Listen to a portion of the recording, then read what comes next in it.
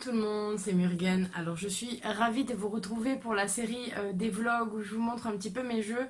Alors on a vu le vlog sur les êtres fantastiques, un petit peu sombres, les vampires, les fantômes, etc. Et là j'aimerais faire un petit tour plutôt sur ce qu'on a plutôt côté lumière ou côté élémental. Donc voilà, je vais commencer. Ça sera peut-être en deux parties. Je la couperai peut-être, je ne sais pas, en fonction du temps que ça prend. Donc si vous voulez bien, j'en ai mis quelques-uns de côté. Et on va commencer peut-être par les jeux qui touchent les dieux, les déesses et les différentes en fait religions qu'on peut avoir au travers le monde, différentes influences. Donc j'ai... Alors il y en a beaucoup que j'ai en anglais qui sont quand même sortis en français. Donc c'est le Goddess Guidance Oracle Cards de Doreen Virtue. Alors celui-là il y est en français normalement. Donc moi il est de chez H-Life. Et donc hop là, on a un dos comme ça. Et donc on va avoir en fait là plusieurs influences en fait autour du monde sur les déesses. Donc voilà, Yemania, il y a beaucoup de reflets. En fait il fait dégueulasse dehors, du coup ça c'est mon chat. S'il te plaît, si tu pouvais ne pas nous exposer la caméra, le chat, merci. Aphrodite, voilà, il y en a vraiment différentes, vous voyez, Ostara et autres. Donc là on a égyptien avec Bastet.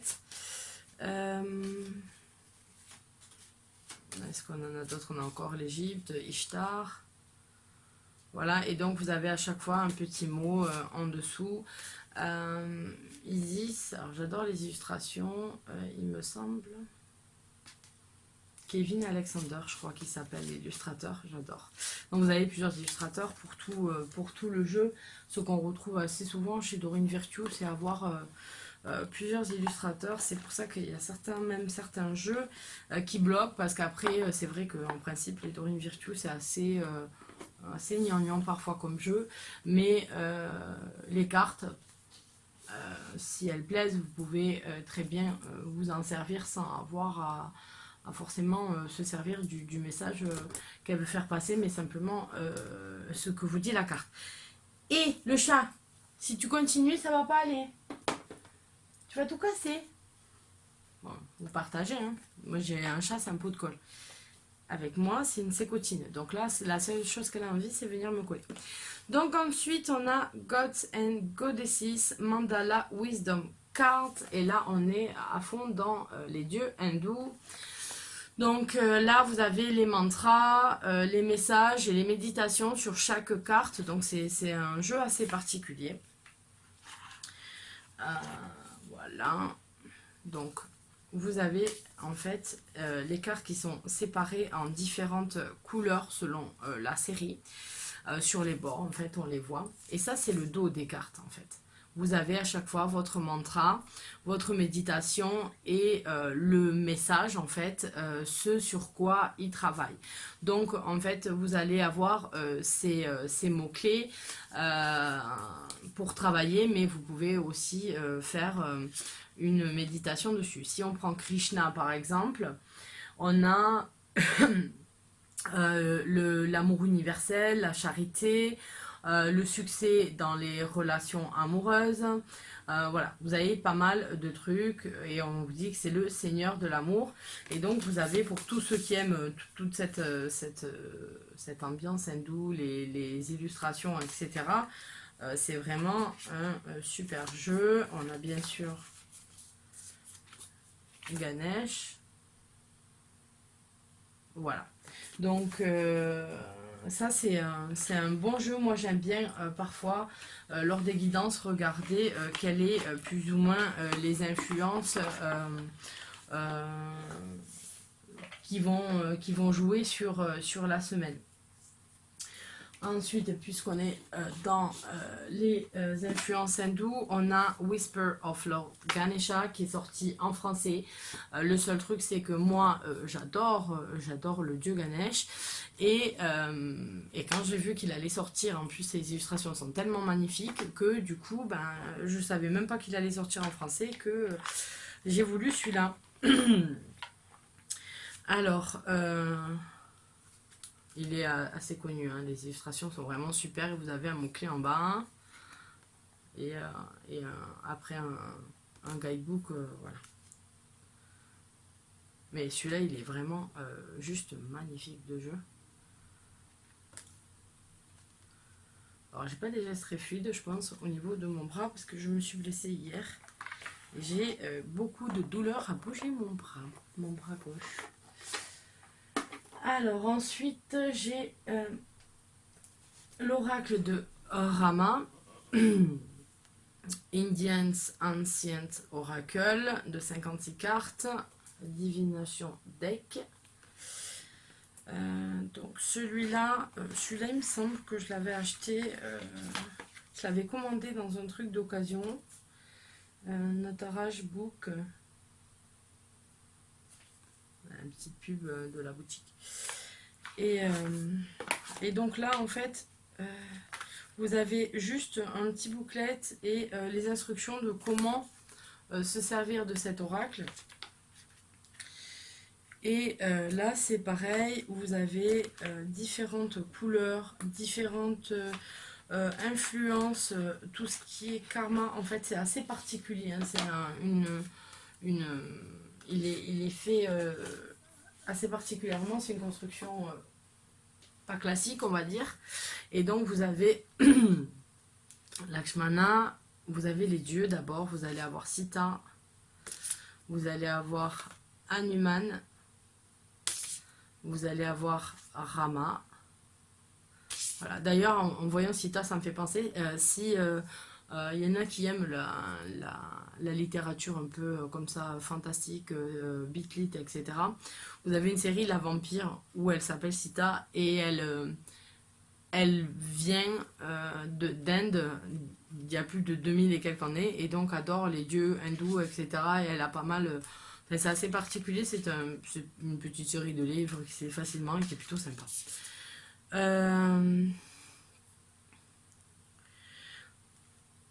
Donc voilà, vous avez les dos de cartes qui sont comme ça, et en fait, selon la carte que vous allez tirer, selon comment vous allez tirer, vous avez un message qui va falloir prendre d'ici. C'est pas tous les mots-clés, ça dépend comment on le fait. Par exemple, si on prend le début de l'histoire, là c'est la série The Great Story Begins. 1, 2, 3, 4, 5, 6, 7, je crois que ça dépend le jour en fait où vous allez tirer votre carte, vous avez le message qui s'y réfère ici. Là par exemple, on vous dit l'aventure qui commence un dimanche, si vous le tirez dimanche, et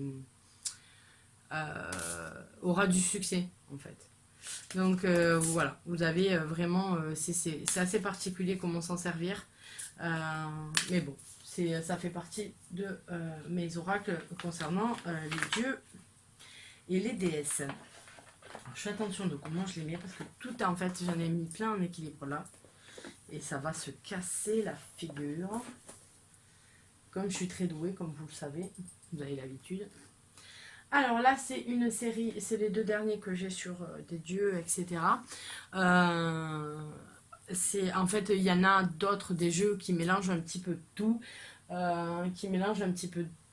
comme jeu, et qui mettent des dieux, qui mettent des anges, qui mettent... Voilà, je vous les ai pas forcément mis ceux-là. Voilà. Donc là, on a les déesses et les sirènes. Et là, on a les dieux et les titans. Voilà. C'est une série qui était sortie comme ça, ensemble. Qui maintenant, je pense qu'on a un peu de mal à les trouver, il me semble. Donc c'est de Stacy DeMarco et de Jimmy Manton, on reconnaît les illustrations de suite. Donc moi, ils sont chez Beyond Works. Ouais, Beyond Works. Et donc voilà, et donc c'est de jolies cartes. Moi j'aime bien. Je les aime bien ces cartes, je m'en suis quand même pas mal servie. Et donc on n'a pas forcément besoin du bouquin avec, on a juste un mot-clé. Moi j'aime bien juste m'inspirer du mot-clé et ce que ça me fait ressentir. Donc voilà pour le côté féminin du jeu en fait. On a Eostre, vous avez le derrière comme ça. On a Brigide, Soin. On a la sirène, les sirènes, les tentations. Il y a vraiment beaucoup de reflets, j'en suis désolée.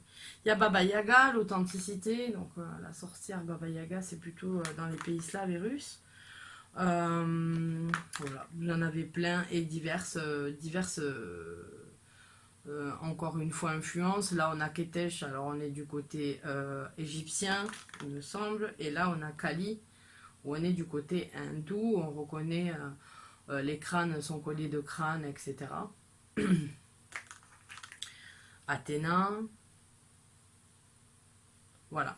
Donc ça c'est le. Alors on a beaucoup plus de déesses en fait. On va avoir Perséphone, Isis, que de sirènes. Voilà, ils ont appelé ça sirène. Mais honnêtement, on a parfois des guerrières et des notions. Parce qu'en fait, vous allez avoir Lilith, vous allez avoir beaucoup de choses. Mais vous allez avoir aussi, par exemple, les Vestas, les Muses, Jeanne d'Arc et Morgane La Fay, par exemple. Donc voilà, vous en avez plein, les Valkyries. Donc en fait, les sirènes, c'est plus pour noter un groupe féminin, en fait, de guides d'action céleste ou quoi, comme les Valkyries. Voilà.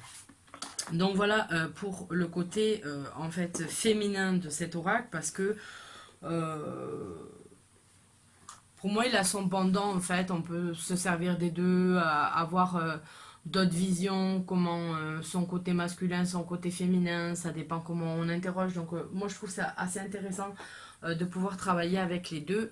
Donc là on a Gods and Titans et on a toujours les mêmes qu'ils font chez Beyond Works. Et la seule chose que je trouve dommage en fait, c'est qu'ils aient pas fait exactement le même dos. Là, on était plus dans le côté ocre et jaune, et là, on est plus dans le gris pour le pendant masculin. Ce qui empêche, si on veut les mélanger ensemble, par exemple, les jeux, on verra forcément de quel côté on est. Donc, c'est vraiment pour travailler sur deux phases, bon, ou avec un seul. Hein. Mais sinon, voilà. Donc là, c'est pareil. Plusieurs influences. Vous avez Osiris, Anubis. Alors là, je crois que j'avais dû les classer, je sais pas pour quel travail. Ra, Thoth, Seth, ouais, voilà. Apollon, Arès. Oui, voilà, je les ai classés par mythologie, on va dire. Par provenance. Pourquoi, je ne sais pas. Je ne me rappelle plus pourquoi j'avais fait ça. Donc voilà, vous avez plusieurs influences. Forcément, on a une influence très très importante de la Grèce, je trouve, dans ce jeu, puisqu'on a vraiment beaucoup de dieux grecs qui sont présentés. Mais voilà, on a aussi l'homme vert, par exemple. Wow,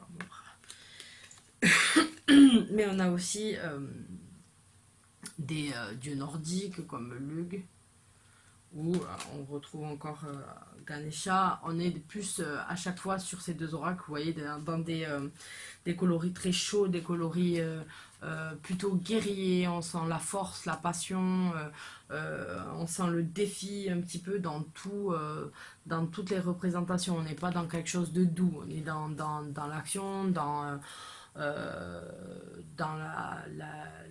la ferveur, la violence, voilà, tout ce qui pousse fort. Enfin, moi, c'est ce que je perçois quand je regarde les cartes avec la chaleur, etc. qu'il y a. Il y a forcément, il y a à chaque fois une notion de combat, il y a une notion de guerre, de défi à relever, de victoire. Donc voilà, c'est vraiment quelque chose pour aller en avant, quoi. On est vraiment poussé en avant quand on a ces oracles-là. Hop. Je range chaque fois parce que déjà. Donc voilà, ça c'était mes jeux sur, plutôt sur ce qui est Dieu, déesse. Et ensuite, il y a aussi les jeux sur les anges. On va rester dans le domaine céleste et aller voir les jeux un petit peu sur les anges. Après, l'autre partie de la vidéo, on va regarder plutôt ce qui est un animal fantastique ou encore les élémentaux comme les gnomes, les sirènes, les choses comme ça. Donc sur les anges, il y a un jeu que j'aime bien, qui c'est le jeu d'Aziel aux éditions Exergue qui s'appelle Les cartes des anges. Voilà. Et donc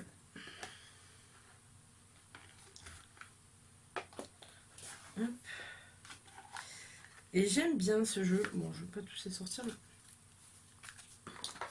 Alors, vous avez une carte en fait par ange, donc il y en a 72. Voilà, j'ai Moumia ici.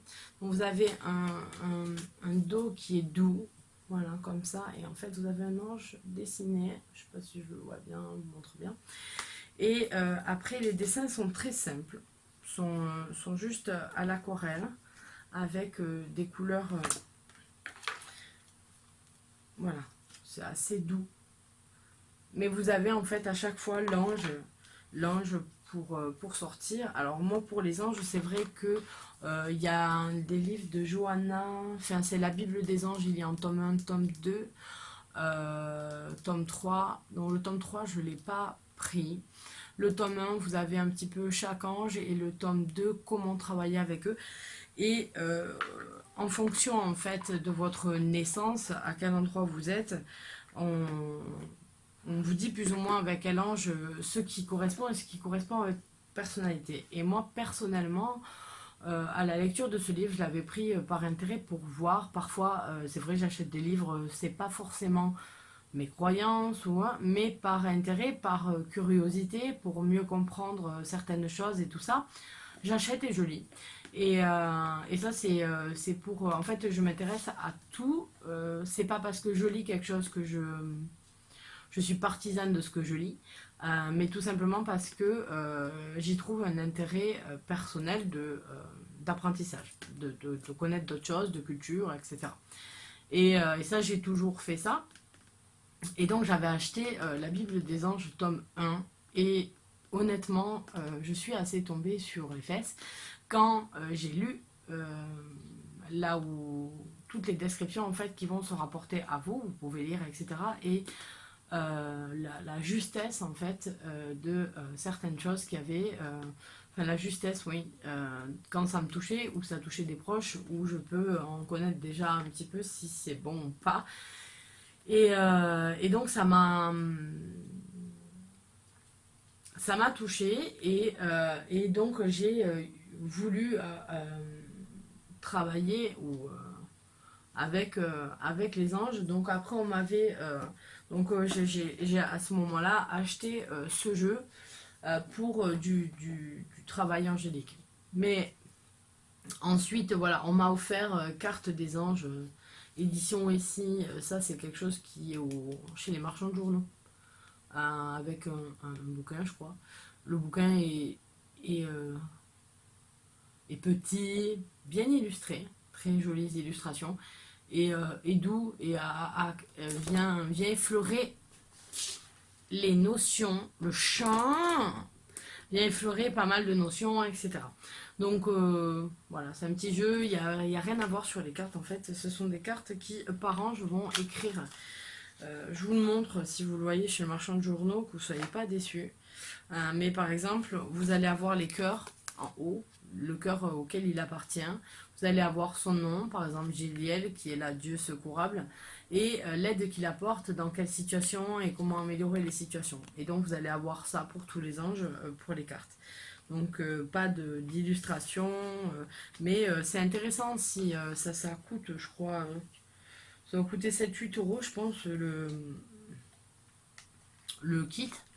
Donc c'est pas excessif, mais la Bible des anges que je vous parle est sortie aussi en livre de poche. Donc là c'est pareil, vous devez être à 7 ou 8 euros pour avoir de la lecture qui est pas mal. Moi j'aime bien, j'ai pas du tout lu le côté d'Aurine Virtue parce que je n'aime pas trop le côté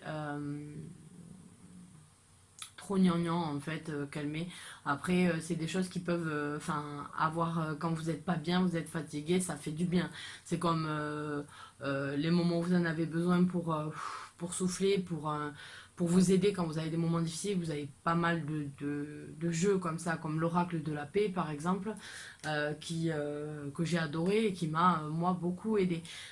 Donc voilà, il y en a pas mal comme ça, mais c'est vrai que de Dorine Virtue, je suis pas fan. Je vous dis ça, mais je vous en montre un autre, mais en même temps, c'était un petit peu son dada. Donc c'est le tarot des anges de Dorine Virtue et Radley Valentine. Celui-là, je l'ai eu il y a maintenant un peu plus de 5 ans et quelques jours, puisqu'on me l'a offert. On me l'a offert lors de l'attente pendant ma grossesse et que j'étais beaucoup hospitalisée. Donc du coup, j'ai eu pas mal de jeux. Ça me faisait passer le temps. Donc voilà, donc là chez Dorine Virtue, vous avez en plus il est pas bien coupé. Bon, voilà. C'est un tarot, hein, vous avez 78 lames, mais sur par exemple, on va avoir la tempérance qui a changé de nom, qui s'appelle l'équilibre, donc on le voit bien 14 et mal imprimé, où on a l'archange Zadkiel qui est représenté dessus. Et elle a juste renommé, après on a les mêmes notions. Donc si vous aimez bien les illustrations, vous en servez comme ça. Mais par exemple le 10 d'air est représenté comme ça, et on sait qu'on est dans l'air, le feu, les coupes ou la terre, ou les épées. Voilà, en fait elle a modifié. Par exemple les coupes, je vais le faire. En bobine, on recommence. Les coupes, en fait, elle les a appelées par leurs éléments, l'eau, etc. Et là, on a l'illustration, mais c'est pas forcé de les avoir. On voit, on reconnaît le bord. Voilà, le bord. Donc là, en fait, on va avoir beaucoup de sirènes qui vont être représentées. Là, pour le feu, ben, forcément, c'est pour les bâtons. Donc, on est dans une couleur rouge. Donc voilà, il est fait un petit peu comme ça. Honnêtement, je garde ce jeu parce qu'après, quand on a quelque chose, quand c'est des cadeaux, quand certains jeux, quand je les prends, pour moi, c'est une période de ma vie. Ils ont une histoire, voilà. Donc, c'est pas quelque chose dont je me sers. Honnêtement, je m'en sers plus, ouais, on peut dire plus. Mais c'est pas pour autant que les jeux, je veux m'en débarrasser parce que je m'en sers plus. Parce que malheureusement, je suis quelqu'un qui s'accroche. Les choses, quand ça me rappelle trop de souvenirs, etc., je suis quelqu'un qui les garde. Et donc, du coup, j'ai du mal à m'en délester.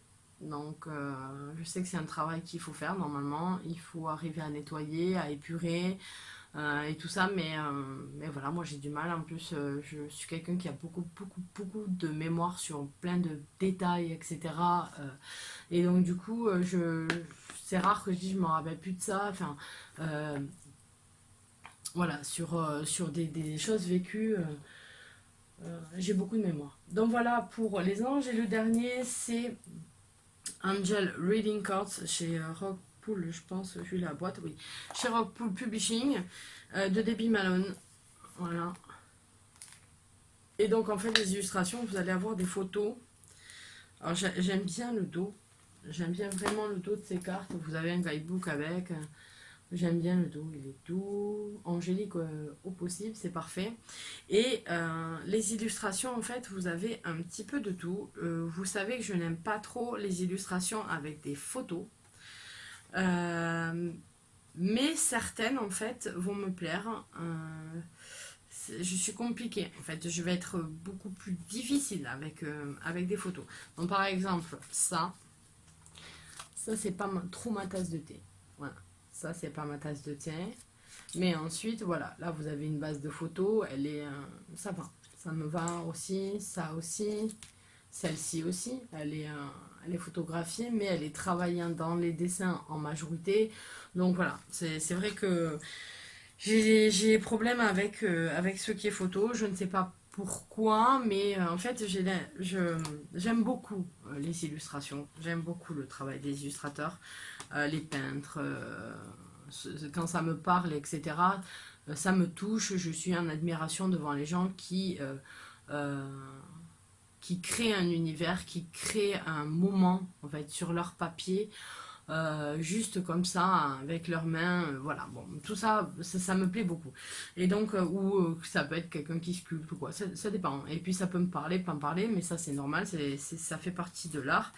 Euh, j'ai, dans ma vie, j'ai eu la chance de faire un travail, un job plutôt d'été quand j'étais encore étudiante, où j'avais le plaisir de côtoyer des peintres, certains plus connus que d'autres, certains exposant dans le monde entier, d'autres moins, et de pouvoir parler avec eux très souvent, de les voir travailler, et donc de discuter. Et donc il y en a un qui me disait, parce que il me dit, tu as vu le livre d'or que j'ai laissé?